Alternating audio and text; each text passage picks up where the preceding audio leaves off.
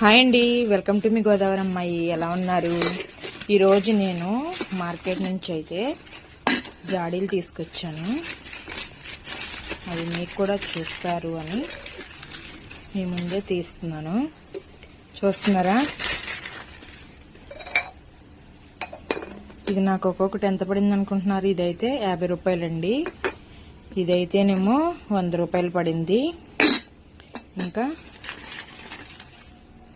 ఇదైతే ఇవి రెండు వచ్చి 100 అండి, సారీ 50 రూపీస్ అండి.